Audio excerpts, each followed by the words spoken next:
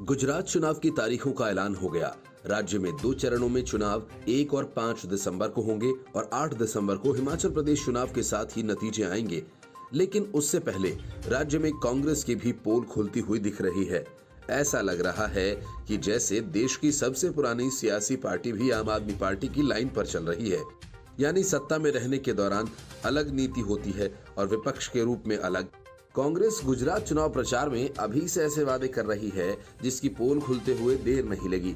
दरअसल कांग्रेस के नए नवेले अध्यक्ष मल्लिकार्जुन खड़गे ने गुजरात में सत्ता वापसी करने पर कॉन्ट्रैक्ट सिस्टम बंद करने का वादा किया।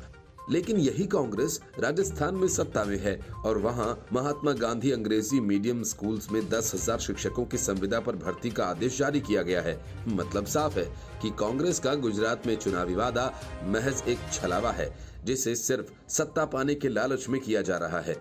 वास्तव में अगर उसे कॉन्ट्रैक्ट सिस्टम बंद करना होता तो पहले राजस्थान से लेकर छत्तीसगढ़ तक में बंद करके दिखाती, जहां वो सत्ता में है। यही नहीं, कांग्रेस इससे पहले भी जनता के साथ चुनावी वादे लेकर छलावा कर चुकी है।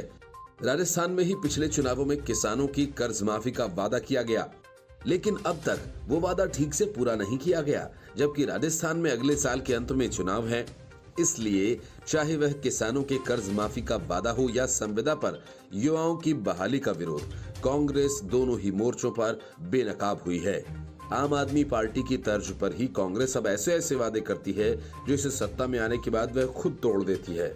इससे पहले प्रियंका गांधी ने भी यूपी में संविदा पर युवाओं की भर्ती को उनका अपमान बताकर भाजपा सरकार की आलोचना की थी। उसके कुछ समय बाद राजस्थान की कांग्रेस सरकार ने कंप्यूटर शिक्षकों की भर्ती संविदा पर करने का ऐलान किया था। दरअसल कांग्रेस अध्यक्ष मल्लिकार्जुन खड़गे ने गुजरात विधानसभा चुनाव के लिए पार्टी के 8 संकल्पों का ऐलान करते हुए ट्वीट किया।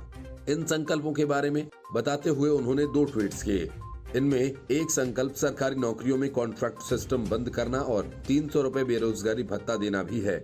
उन्होंने अपने ट्वीट में लिखा, 500 रुपए में एलपीजी सिलेंडर, 300 यूनिट तक फ्री बिजली, 10 लाख तक का इलाज और दवाइयां मुफ्त, किसानों का 3 लाख तक का कर्ज माफ, सरकारी नौकरियों में कॉन्ट्रैक्ट सिस्टम बंद, 300 रुपए बेरोजगारी भत्ता, 3,000 सरकारी English medium schools, cooperative society और दूध पर 5 रुपए प्रति लीटर सब्सिडी, कोरोना से जान गंवाने वाले 3 लाख लोगों के परिवारों को 4 लाख मुआवजा। मजे की बात यह है कि कांग्रेस अध्यक्ष खड़गे के ट्वीट के ठीक एक दिन पहले राजस्थान की अशोक गहलोत सरकार ने महात्मा गांधी अंग्रेजी मीडियम स्कूलों में अलग से 10,000 शिक्षकों को संविदा पर भर्ती करने का ऐलान किया। प्रदेश में अंग्रेजी माध्यम की शिक्षा को बढ़ावा देने के उद्देश्य से प्रदेश की कांग्रेस सरकार ने इन स्कूल्स को खोला है। यही नहीं, राजस्थान सरकार ने संविदा पर कर्मचारियों की भर्ती के लिए बाकायदा इस साल एक नीति बनाई है। इसे संविदा भर्ती नियम 2022 के नियम से जाना जाता है। संविदा पर इन शिक्षकों की भर्ती इसी नियम के तहत की जाएगी। राजस्थान सरकार की इस नीति का खूब विरोध हो रहा है। बहरहाल कांग्रेस एक बार फिर से बेनकाब हो गई है। Bureau report, news of India. Mamata Banerjee सरकार में उदयन गुहा ने हाल ही में केंद्रीय राज्य मंत्री निशित प्रामाणिक को धमकी दी थी और अब उनके ऊपर हमला भी हो गया। पुलिस देखती रही और टीएमसी के कार्यकर्ता लाठियां भांजते रहे। कई मोटरसाइकिल क्षतिग्रस्त हो गईं। मंत्री की गाड़ी का शीशा टूटा। बंगाल में जब भी चुनावों का वक्त करीब आता है, इस किस्म के हमले और हिंसा का खेल शुरू हो जाता है। बंगाल में पंचायत चुनाव करीब है। माना जा रहा है कि हिंसा का वैसा ही दौर एक बार फिर शुरू होगा जैसा विधानसभा चुनावों के दौरान हुआ था। पश्चिम बंगाल के कूच बिहार जिले में केंद्रीय गृह राज्य मंत्री निशित प्रामाणिक के काफिले पर हमला किया गया। भाजपा ने इसके लिए टीएमसी को दोषी ठहराया है। घटना के बाद राज्य मंत्री ने कहा कि पुलिस की मौजूदगी रहने के बावजूद भीड़ के पास लाठी, डंडे, पत्थर और अन्य हथियार भी थे। वे निश्चित रूप से फूलों की बौछार करने के लिए लाठी के साथ नहीं दिखाई दिए। ये कैसे हुआ, ये एक सवाल है जो कि पूछा जाना चाहिए। उन्होंने कहा कि मंत्री पर हमला हुआ है तो भाजपा कार्यकर्ता चुप नहीं बैठेंगे। निशित प्रामाणिक ने कहा कि अगर बंगाल की ममता बनर्जी की सरकार सख्त है तो इतने सारे लोग कैसे जमा हो गए। उन्होंने बंगाल के शासन व्यवस्था पर सवाल खड़े करते हुए पूछा कि मेरे लिए इतना बड़ा खतरा कैसे हो सकता है, जब राज्य पुलिस ने मेरे एस्कॉर्ट के लिए रास्ता तय किया था। पिछले हफ्ते बंगाल में भाजपा कार्यकर्ताओं पर हमला किया गया था। प्रामाणिक दिनहाटा के पास एक मंदिर में पूजा करने के बाद पार्टी कार्यकर्ताओं से मिलने के लिए सीताई जा रहे थे। सिंगीमारी के पास जब उनका काफिला पहुंचा तो उनके काफिले पर बम फेंके गए और पथराव किया गया। इस दौरान भाजपा कार्यकर्ता काफिले में वाहनों से उतरे और जमीन पर पड़े पत्थर उठाकर हमलावरों पर फेंकने लगे। कूच बिहार के पुलिस अधीक्षक सुमित कुमार ने बताया कि सिताई थाना क्षेत्र से गुजरने के दौरान मंत्री की काफिले के लोगों और काले झंडे थामे लोगों के बीच मामूली धक्का मुक्की हुई। धक्का मुक्की के दौरान कुछ मोटरसाइकिल क्षतिग्रस्त हो गयी। ड्यूटी पर तैनात पुलिस अधिकारियों ने हस्तक्षेप किया और स्थिति को नियंत्रित किया। हमने किसी को गिरफ्तार नहीं किया। ये पहली बार नहीं है कि बंगाल में भाजपा नेताओं पर हमला हुआ हो। इसके पहले अप्रैल 2021 में केंद्रीय जल संसाधन मंत्री गजेंद्र सिंह शेखावत के काफिले पर हमला किया गया था। उस दौरान भीड़ ने काफिले में शामिल गाड़ियों में जमकर तोड़फोड़ की और सामान लूटकर ले गए थे। बीजेपी ने हमले का आरोप टीएमसी पर लगाया था। दिसंबर 2020 में बंगाल में भारतीय जनता पार्टी के राष्ट्रीय अध्यक्ष जेपी नड्डा के काफिले पर भी हमला हुआ था। नड्डा ने कहा था कि इस हमले में वे इसलिए बच गए क्योंकि उनकी गाड़ी बुलेट प्रूफ थी। उससे पहले बंगाल में ही बीजेपी के प्रभारी कैलाश विजयवर्गीय की गाड़ी पर पत्थरबाजी की गई थी। इस हमले में उनकी गाड़ी के शीशे टूट गए थे। इसके अलावा भाजपा के प्रदेश अध्यक्ष रहे दिलीप घोष और शुवेंदु अधिकारी की काफिले पर हमला हो चुका है। Report news of India. Delhi में प्रदूषण के खतरनाक हालात में एक दिन पहले तक सियासी प्रदूषण फैला रहे अरविंद केजरीवाल और भगवंत मान को कोई असर होता नहीं दिखा। दिल्ली के लोगों को इस बात का भरोसा नहीं हुआ कि प्रदूषण और पराली के लिए केंद्र सरकार जिम्मेदार है। इसके लिए केंद्र सरकार ने वे तमाम आंकड़े पेश कर दिए, जिससे साबित हुआ कि केंद्र ने प्रदूषण की समस्या से निपटने के लिए क्या किया और पंजाब को कितनी सहायता दी। लेकिन पंजाब और दिल्ली की सरकार चला रही आम आदमी पार्टी को लगा कि हर बार की तरह इस बार भी झूठे तथ्यों और तर्कों के सहारे वे बच निकलेगी। लेकिन जब कुछ हुआ नहीं तो अरविंद केजरीवाल ने अपने दोनों हाथ खड़े कर दिए और साफ कह डाला कि हम तो कुछ नहीं कर पाए, अब केंद्र सरकार जो चाहे करे, हम असफल हो गए। लेकिन इसके साथ ही अरविंद केजरीवाल और भगवंत मान ने एक दूसरे को क्लीन चिट दे डाली और कहा ये सिर्फ राजधानी ही नहीं बल्कि पूरे उत्तर भारत की समस्या है। पंजाब के सीएम भगवंत मान के साथ प्रेस कॉन्फ्रेंस करते हुए अरविंद केजरीवाल ने कहा कि ये आरोप प्रत्यारोप का समय नहीं है। उन्होंने पीएम मोदी से अपील की है कि वे आगे आकर इस पर ठोस कदम उठाएं। पंजाब में पराली जलाए जाने की घटनाओं को स्वीकारते हुए अरविंद केजरीवाल ने कहा कि मान सरकार को अभी 6 महीने ही हुए हैं, अगले साल तक इस पर नियंत्रण कर लिया जाएगा। केजरीवाल ने कहा कि दिल्ली में हवा काफी खराब हो गई है, प्रदूषण काफी ज्यादा है, लोगों को सांस लेने में दिक्कत हो रही है। हालांकि उन्होंने इसके साथ ही यूपी, बिहार, राजस्थान तक के कई शहरों के नाम गिनवाते हुए कहा कि इन शहरों में भी हवा दिल्ली जितनी ही खराब है। उन्होंने कहा कि यह समस्या पूरे उत्तर भारत की है। जाहिर तौर पर सिर्फ आम आदमी पार्टी, अरविंद केजरीवाल, दिल्ली और पंजाब की सरकार जिम्मेदार नहीं है। केजरीवाल ने कहा कि पॉल्यूशन के कई कारण हैं, कई लोकल और कई रीजनल कारण हैं। एक राज्य की हवा एक राज्य में नहीं रहती, इधर से हवा उधर जाती है और उधर से इधर आती है। हम कई बार कह चुके हैं कि केंद्र सरकार को आगे आकर कदम उठाने होंगे ताकि पूरे उत्तर भारत को प्रदूषण से बचाया जा सके। उन्होंने कहा कि केंद्र सरकार को प्रदूषण के कारकों पर काम करना होगा, संयुक्त बैठक होनी चाहिए, एक्सपर्ट से सलाह लेनी चाहिए। उन्होंने कहा कि राजधानी से इसका समाधान नहीं निकलने वाला है। दिल्ली के सीएम ने कहा कि केजरीवाल को गाली देने से इसका समाधान निकलता हो तो निकाल लो, मिल बैठकर इसका समाधान करना होगा। केजरीवाल ने पंजाब सरकार का बचाव करते हुए कहा कि अभी भगवंत मान सरकार को 6 महीने ही हुए हैं। केजरीवाल ने कहा कि पहले कुछ महीने लॉ एंड ऑर्डर को ठीक करने में लगे। उन्होंने कहा कि अगले साल इस तरह की तकलीफ नहीं होनी चाहिए। उन्होंने कहा कि कई कदम उठाए जा रहे हैं जिससे अगले साल तक पराली जलने की घटनाओं में कमी आ जाएगी।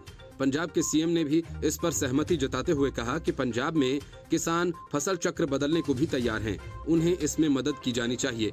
दिल्ली के सीएम ने कहा कि पंजाब में और दिल्ली में हमारी सरकार है, ये वक्त एक दूसरे को गाली देने का नहीं, इतने संवेदनशील मुद्दे पर राजनीति करने का वक्त नहीं है। इससे समाधान नहीं निकलेगा, जनता को इससे फायदा नहीं होता है। पंजाब में पराली जल रही है, हम जानते हैं, इसके लिए किसान जिम्मेदार नहीं है। उन्हें समाधान मिल जाएगा तो वे नहीं जलाएंगे क्योंकि उन्हें भी नुकसान है। यदि पंजाब में पराली जल रही है तो हमारी सरकार जिम्मेदार है, हम इसकी जिम्मेदारी लेते हैं। अभी हमारी सरकार को 6 महीने ही हुए हैं। Report news of India. Delhi से पंजाब तक प्रदूषण ही प्रदूषण, एक्साइज प्रदूषण, डीटीसी बस प्रदूषण, क्लासरूम प्रदूषण, मनी लॉन्ड्रिंग और सत्येंद्र जैन प्रदूषण और अब प्रदूषण पर प्रदूषण। अरविंद केजरीवाल सरकार की यही सारी उपलब्धियां हैं जिसे दिल्ली की जनता झेलने को मजबूर है। सुबह सवेरे केजरीवाल भगवंत मान के साथ मीडिया के सामने नमूदार हुए और शेखी बघारने वाले अंदाज में कहा कि पंजाब में पराली जलाने के लिए मैं जिम्मेदार हूं, दिल्ली में प्रदूषण के लिए मैं जिम्मेदार हूं। उनके कहने का कुछ मतलब यह है कि अब जो करना हो सो कर लो। और केजरीवाल की इस सियासत पर बीजेपी ने मोर्चा खोला और अरविंद केजरीवाल सरकार के एक और नए घोटाले से पर्दा उठा दिया। असल में दिल्ली में बढ़ते प्रदूषण को देखकर केजरीवाल ने किया तो कुछ नहीं, लेकिन कंस्ट्रक्शन मजदूरों को 5,000 रुपए देने की घोषणा जरूर कर दी। असल में इस घोषणा के पीछे ही घोटाला है, जिस पर से बीजेपी ने पर्दा उठा दिया। बीजेपी के प्रवक्ता संबित पात्रा ने पलटवार करते हुए कहा कि केजरीवाल की नीयत में ही प्रदूषण है। पात्रा ने कहा कि हम दिल्ली के श्रम मंत्रालय द्वारा किए गए भ्रष्टाचार के कुकृत्य को उजागर करने में कोई कोर कसर नहीं छोड़ेंगे। संबित पात्रा ने आम आदमी पार्टी की सरकार पर निशाना साधते हुए कहा कि आम आदमी पार्टी और अरविंद केजरीवाल की नीयत में ही प्रदूषण है। इस कारण से आज दिल्ली भ्रष्टाचार के प्रदूषण से मारी हुई है। कुछ दिन पहले दिल्ली में एक्साइज प्रदूषण हुआ था, उसके बाद सुकेश चंद्रशेखर नाम का ठग, जिससे आम आदमी पार्टी ने ठगी की। संबित पात्रा ने कहा कि केजरीवाल सरकार के दौरान फर्जीवाड़ा कर 2018 से 2021 के बीच में करीब 10 लाख कंस्ट्रक्शन वर्कर्स का रजिस्ट्रेशन हुआ, जिसमें करीब 2 लाख फर्जी रजिस्ट्रेशंस करवाए गए और इनके नाम पर पैसा उठाया जा रहा है। यहाँ 65,000 कंस्ट्रक्शन वर्कर्स के पास सिर्फ एक ही मोबाइल नंबर था और ऐसे फ्रॉड हुआ है। करीब 4,000 कंस्ट्रक्शन वर्कर्स का पता एक ही था। केवल इसी प्रथम दृष्टया जांच से ये पता चलता है कि 2 लाख से अधिक फर्जी रजिस्ट्रेशंस करवाए गए। इसके लिए इस भ्रष्टाचार के कुकृत्य को उजागर करने में कोई कोर कसर नहीं छोड़ेंगे। बीजेपी सांसद मनोज तिवारी ने कहा कि जो व्यक्ति अपने प्रदेश को प्रदूषण में घुटता हुआ छोड़ सकता है, बस 2 घंटे के लिए प्रेस वार्ता करने के लिए आता है, वह दिल्ली की चिंता नहीं कर रहा है, वह बस चुनावी दौरे पर है। अरविंद केजरीवाल समाधान नहीं तारीख देते हैं। यमुना जी के प्रदूषण की तारीख, दिल्ली के प्रदूषण की तारीख, पराली के प्रदूषण की तारीख, आज भी एक नई तारीख दी है। केजरीवाल को अब कोई तारीख नहीं देनी चाहिए। केजरीवाल का संज्ञान दिल्ली की जनता को लेना चाहिए। सुप्रीम कोर्ट भी दिल्ली एनसीआर में बिगड़ते वायु प्रदूषण को रोकने के उपायों की मांग वाली याचिका पर 10 नवंबर को सुनवाई के लिए तैयार हो गया है। भारत के मुख्य न्यायाधीश यूयू ललित और बेला एम त्रिवेदी की पीठ ने मामले की सुनवाई के लिए 10 नवंबर की तारीख तय की है। याचिका दायर करने वाले वकील शशांक शेखर झा ने पीठ को यह बताया कि पंजाब में पराली जलाने की घटनाएं बढ़ी हैं। Report news of India. अवैध खनन मामले में फंसे झारखंड के सीएम हेमंत सोरेन ने ईडी के समन को एक तरह से ठुकरा दिया और पूछताछ के लिए हाजिर नहीं हुए। इतना तक तो ठीक था, लेकिन हेमंत सोरेन उससे आगे बढ़कर ईडी को चुनौतियां देने लगे। हिम्मत है तो गिरफ्तार करो वाले स्टाइल में सहयोगी पार्टियों के साथ हेमंत सोरेन ने बैठक की और कहा कि ये तो एक आदिवासी सीएम के खिलाफ साजिश है। मतलब ईडी के समन के जवाब में हेमंत सोरेन ने सियासत शुरू कर दी, लेकिन माना जा रहा है कि ऐसा करने से उन्होंने अपने विकल्प कम कर लिए हैं। ईडी के साथ सहयोग नहीं करने का खामियाजा उन्हें गिरफ्तारी के रूप में उठाना पड़ सकता है। वजह यह है कि उनके खिलाफ ईडी के पास काफी सबूत हैं। हेमंत की जो स्थिति है, कुछ वैसी ही स्थिति अनिल देशमुख के साथ भी थी। Prevention of money laundering act यानी पीएमएलए के प्रावधानों के तहत समन दस्तावेज पेश करने के मामले में ईडी के पास सिविल कोर्ट जितनी शक्तियां हैं। सीएम के खिलाफ मनी लॉन्ड्रिंग मामले में काफी मजबूत सबूत मौजूद हैं, जो आरोपियों के साथ उनके संलिप्तता को दिखाते हैं। ये आरोपी न केवल उनके साथ राजनीतिक रूप से जुड़े हुए हैं, बल्कि अवैध रूप से हासिल किए गए खनन और अन्य कारोबारों के लिए कथित तौर पर आगे रहकर काम कर रहे थे। विशेष पीएमएलए कोर्ट में ईडी की तरफ से सीएम के करीबियों के खिलाफ अभियोजन शिकायत दाखिल की गई थी। रिपोर्ट के अनुसार शिकायत में एजेंसी ने भ्रष्टाचार और खदान लीज आवंटन में पद के गलत इस्तेमाल का हवाला देते हुए मनी लॉन्ड्रिंग के गंभीर आरोप लगाए थे। इससे पहले ईडी ने सोरेन के राजनीतिक करीबी पंकज मिश्रा और 2 लोगों को गिरफ्तार किया था और 20 करोड़ रुपए बरामद किए थे।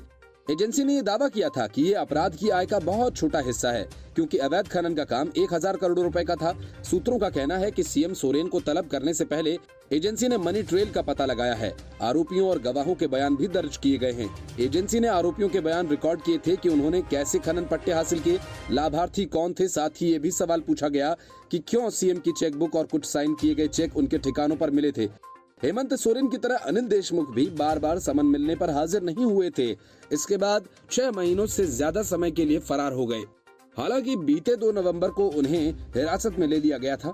गिरफ्तारी के बाद से ही देशमुख तीनों न्यायिक व्यवस्थाओं का रुख कर चुके हैं, लेकिन उन्हें कहीं भी राहत नहीं मिली। महाराष्ट्र के पूर्व गृह मंत्री को न्यायिक हिरासत में 1 साल का समय हो चुका है और जांच अभी भी जारी है। माना यह जा रहा है कि कहीं ऐसा ही हाल हेमंत सोरेन का भी न हो जाए। Report news of India. Bhagwant Mann संसद में टल्ली होकर आते थे, पकड़े भी गए, माफी भी मांगी, फिर खबर फैलाई कि पीना तो दूर शराब की तरफ मान अब देखते भी नहीं। लेकिन सीएम बनने के बाद जनाब जर्मनी गए तो इतने टल्ली हो गए कि लुफ्तांजा ने उन्हें विमान से नीचे ही उतार दिया। लेकिन अरविंद केजरीवाल ने इस घटना से कोई सबक नहीं लिया और गुजरात जैसे राज्य में शराब पीने वाले इसुदान गढ़वी को अपना सीएम कैंडिडेट घोषित कर दिया। इतना ही नहीं, इसुदान गढ़वी पर महिलाओं के साथ छेड़खानी के भी आरोप हैं और इसी वजह से वे जेल की हवा भी खा चुके हैं। मतलब ये कि भगवंत मान को उनका एक नया जोड़ीदार मिल गया है। असल में जिस रेफरेंडम के सहारे वो सीएम कैंडिडेट का चुनाव करते हैं, माना जा रहा है कि सारा खेल उसी रेफरेंडम में है। कहने को तो केजरीवाल ने 16,48,500 लोगों की राय ली, लेकिन सवाल यह है कि ये सारे 16 लाख लोग कौन हैं? क्या ये सारे गुजरात के निवासी हैं या फिर पूरे देश के, या फिर सिर्फ आम आदमी पार्टी के कार्यकर्ता जिन्हें ये निर्देश दिया गया कि कॉल करो? संदेह इसलिए कि अरविंद केजरीवाल ने अब तक अपने किसी रेफरेंडम का डाटा साझा नहीं किया कि किसने और किस नंबर से कॉल किया। खैर, केजरीवाल ने अपने तरीके से कॉल पर राय ली और उसे इस तरह से प्रचारित किया मानो वो गुजरात की जनता के असली नुमाइंदे हों। बहरहाल अरविंद केजरीवाल ने बताया कि 16,48,500 के करीब लोगों में से 73% लोगों के कहने पर उन्होंने इसुदान गढ़वी को अपना सीएम प्रत्याशी घोषित किया है।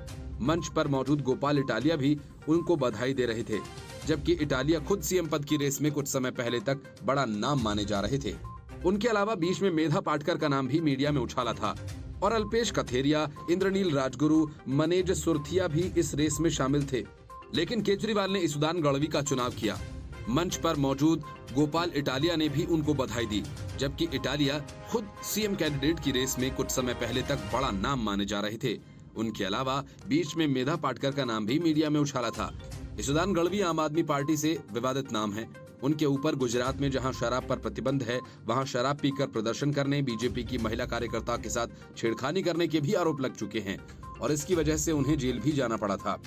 एफएसएल की रिपोर्ट में उनके शराब पीने की पुष्टि भी हुई थी कि उन्होंने घटना के समय शराब पी हुई थी, लेकिन खुद को पाक साफ दिखाने के लिए उन्होंने सारा इल्जाम भाजपा प्रदेश अध्यक्ष पर मढ़ दिया। उन्होंने कहा कि वो तो शराब पीते ही नहीं, वे देवी उपासक हैं। जब गढ़वी के नाम की घोषणा हुई तो मंच पर गोपाल इटालिया के अलावा उनको मंच पर बैठे भगवंत मान ने गले लगाया। मान पर भी शराब से जुड़े आरोप लगते रहे हैं। उन पर सांसद हरिंदर खालसा ने सदन में शराब पीकर आने का आरोप लगाया था। खालसा भी आम आदमी पार्टी के ही सांसद थे, लेकिन बाद में उन्हें पार्टी ने निलंबित कर दिया। पिछले दिनों मान ने जर्मनी में यात्रा की और इस यात्रा के दौरान भी शराब से जुड़े आरोपों के कारण वे चर्चा में रहे। हालांकि उन्होंने आरोपों को झूठा और बेबुनियाद बताया था। Report news of India. Congress अपनी गंदी राजनीति में अब आर्मी को भी घसीटने से परहेज नहीं कर रही है। हिमाचल प्रदेश चुनाव में कांग्रेस ने सीधे आर्मी भर्ती प्रक्रिया पर ही सवाल उठा दिए और सत्ता में आने पर इसे रद्द करने के लिए भी वादा तक कर दिया। दरअसल इसे हार का डर कहें या कांग्रेस की आंतरिक कलह, लेकिन हिमाचल प्रदेश में चुनाव को महज 1 हफ्ते का वक्त बचा है और गांधी परिवार सहित कांग्रेस का शीर्ष नेतृत्व अब तक राज्य में चुनाव प्रचार से दूर ही था। सिर्फ प्रियंका गांधी कुछ दिन पहले राज्य में पहुंची थी और खानापूर्ति करके निकल गई थी और अब एक बार फिर से प्रियंका गांधी को यूपी की तरह ही हिमाचल में कांग्रेस की डूबती नैया को और डुबाने के लिए भेजा गया। प्रियंका गांधी ने भी मैदान संभालते ही सीधे आर्मी को ही राजनीति में घसीट लिया। उन्होंने कहा कि अगर केंद्र में उनकी पार्टी की सरकार बनती है तो अग्निपथ स्कीम को रद्द कर दिया जाएगा। मजे की बात यह है कि हिमाचल प्रदेश विधानसभा चुनाव में केंद्र में सरकार बनने की बात का क्या तुक था, ये तो प्रियंका गांधी ही बता सकती हैं। हिमाचल के कांगड़ा में एक जनसभा को संबोधित करते हुए प्रियंका गांधी ने कहा कि हम जो वादा करते हैं वो पूरा करते हैं। उन्होंने कहा कि छत्तीसगढ़ में हमने किसानों की कर्ज माफी का वादा किया था, उसे पूरा भी किया। हालांकि राजस्थान में कांग्रेस सरकार ये वादा क्यों नहीं पूरा कर सकी, इस पर प्रियंका गांधी कभी भी एक शब्द तक नहीं बोलती। वहीं जनसभा को संबोधित करते हुए प्रियंका गांधी वाड्रा ने जवाहरलाल नेहरू और इंदिरा गांधी के साथ हिमाचल प्रदेश के साथ संबंधों का जिक्र करते हुए भावनात्मक स्वर भी छेड़ा। हिमाचल प्रदेश को प्रदेश का दर्जा देने के लिए उन्होंने इंदिरा गांधी के प्रयास याद किए। उन्होंने कहा कि सरकार बदलने का समय आ गया है, अब आवश्यक यह है कि हिमाचल प्रदेश में कांग्रेस की सरकार बनाकर विकास को नई दिशा दी जाए। उन्होंने सभी देवी देवताओं को याद करते हुए कहा कि वो सौभाग्यशाली हैं कि उनका घर भी देवभूमि और वीरभूमि में है। इससे पहले उन्होंने ज्वालामुखी मंदिर में 20 मिनट तक पूजा की। इससे पहले वो सोलन गई थी तो वहां सूलिनी मंदिर और मंडी में भूतनाथ मंदिर भी गई थी। इसके साथ ही कांग्रेस नेता सचिन पायलट ने हाल ही में कुटलैहड़ ऊना विधानसभा क्षेत्र से कांग्रेस प्रत्याशी देवेंद्र भुट्टो के पक्ष में जनसभा की। गौरतलब है कि हिमाचल में इस बार का चुनावी मुकाबला त्रिकोणीय होने की उम्मीद है, जिसमें बीजेपी, कांग्रेस और आम आदमी पार्टी शामिल हैं। चुनाव 12 नवंबर को होने हैं, जबकि 8 दिसंबर को गुजरात चुनाव के साथ ही वोटों की गिनती भी होगी। Bureau report, news of India.